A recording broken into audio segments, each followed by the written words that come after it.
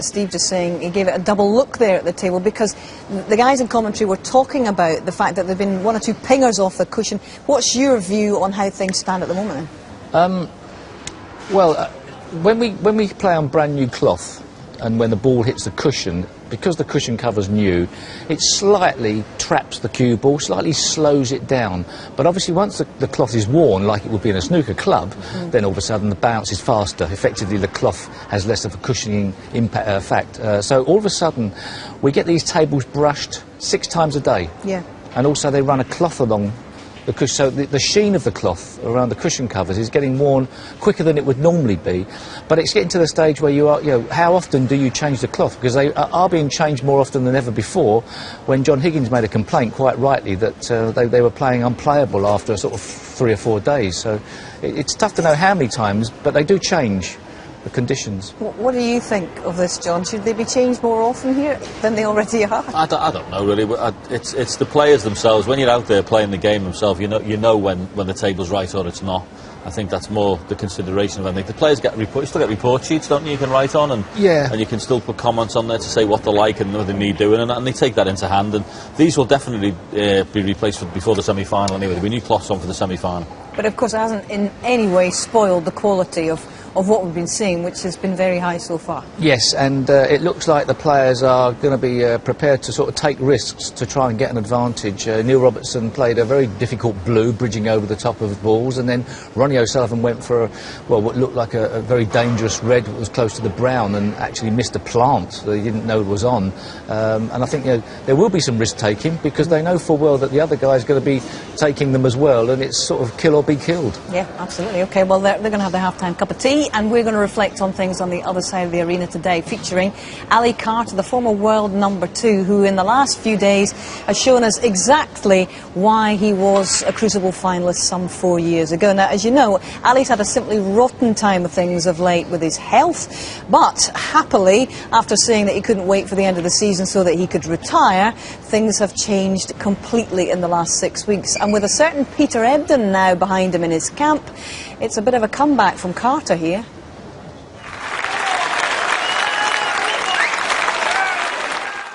We're all playing for our lives. We're playing to achieve our ultimate goal that we've strived for since we were 5, 6, 7, 8 years old. It's not out there trying to, you know, have a laugh and a few games of snooker.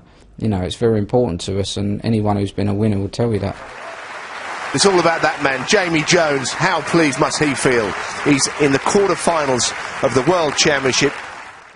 I'm going to be favourite to win. In my own head, I'm probably not favourite, because I've showed no form all year. I've lost to about every qualifier I've played. So, you know, I'm going to be treating whoever I play with the utmost respect, and you know, hopefully I can produce some good stuff again. I'm just delighted to get through this yet. I'll reassess tonight. He knows what it's all about, Peter, doesn't he? I mean, come on, he's 42, 43 years old and he's just won a ranking event. You know, you cannot take anything away from him. Or whatever you say about Peter, he's an unbelievable competitor. He's a genuine person that wants to see you do well. And to have people like that in your corner is massive. It's well documented. I've got Crohn's disease and I haven't been very well for quite a long time. You know, I've had 3 operations for it, and it's really knocked the guts out of me, to be honest with you. No energy, no will to play, no will to do anything. You know, constantly tired. But I've come across this sort of exclusion diet. I've obviously got a bit of a wheat intolerance, so I've cut out wheat now, I've cut out dairy. So that's made me feel better in myself. That enables me to do my job better. That enables me to get results. So, yeah. Of the 5 highest breaks, a 134, 135 and 136, that's great going from him. Yeah, and he's a serious competitor. I didn't know too much about him before he turned up at the tournament. I knew he tried hard, but he's come through this and doing really well. It's an interesting session for me, this, because obviously Ali Carter's coming from the Judd Trump match, which is the ultimate for excitement and everything else that's gone into it, and then he's got to come back to work the next day, and Jamie Jones has never been this far in a tournament, so there's imponderables in this session. Well, there was a bit of stage fright, you've got to say, early on in that match when Jamie went 2-0 down, and we were looking at it and thinking, well, he really realises where he is now. And I guess, what's it like when you suddenly get a bit starstruck out there? It can all go wrong, as we've seen sort of in this tournament. When somebody gets into a hole, it's tough to dig yourself out. Sometimes you need a bit of help from your opponent, which is exactly what he got from Ali Kati in that third frame. So from his perspective, he'd be very relieved going into the dressing room. Got an interesting style of play, Jamie Jones, you'll have noticed. His chin's well over the cue. Effectively, the cue's running along his ear, not far off it, and it's arguable whether even his left eye is in line with the cue. Both eyes well outside, and fascinating how he sort of sights the ball. You know, if he's playing a cut shot one way to a cut shot the other way, they may look totally different for him, but he's very effective, and he's learnt a lot this season, having played a lot of snooker. And he's certainly learning a lot from his Crucible experience. We'll look out for that actually in the next few frames, Steve. But on that match, as a marker today in the background is Zhu Jing, the Chinese referee who's here for the first time. Now, Zhu Jing has had a wonderful time at this. She's scoring today, overseeing events from the sidelines. Chinese ref Ivy, as she's known by all, has loved her first time here at the Crucible.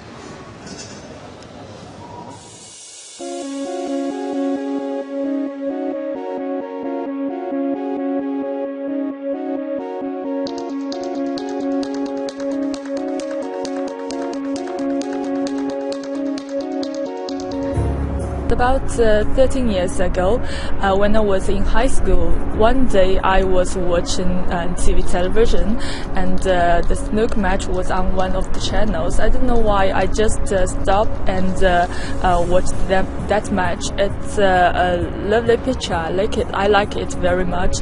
And I watched all the matches of that tournament. I just think I fell in love at that moment. Many years ago, I tried to play it myself. Yeah, I love it. I like to play it, and after that, I have a chance to be a referee, and I find I also love to referee. About 2005, Ding Junhui won his first title in Beijing China Open. From that time, snooker became more and more popular in China, so I have more chance to referee, so I left my job and I chose the referee as my full-time job.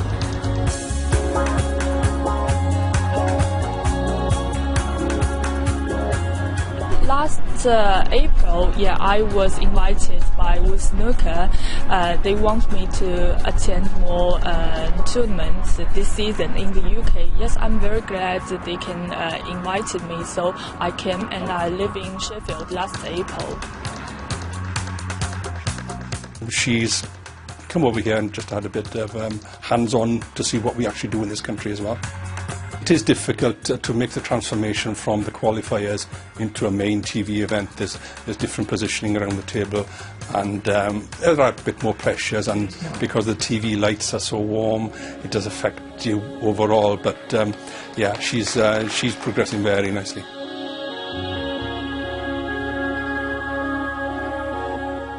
She learns a lot quickly, very smooth around the table, very good when the miss is in play, very good at her job. It's nice to have more women coming through and reffing, and she seems to love the game, and she's good at her job, so that's the main thing. You know straight away with somebody whether they've actually got it or not, and to be fair, you've got to have it to be a ref. You've got to be switched on and be aware of what's going on, and able to adapt, and she's very good at that, which is fantastic for us because we actually need somebody who can go to the top of the game in China, because there's so many other refs that need to be trained, and obviously she's got the language to be able to do that. So it's fantastic. She's a really, really lovely girl, and she's doing a really, really good job. Crucible is, I think it's a dream place for every snooker person, for players, for referees, so I'm looking forward to today for a long time. 147 maximum in my first session, first match in Crucible was amazing.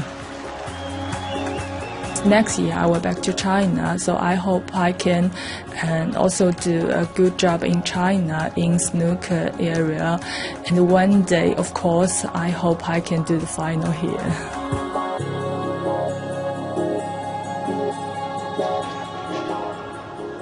And she'll be watching and learning.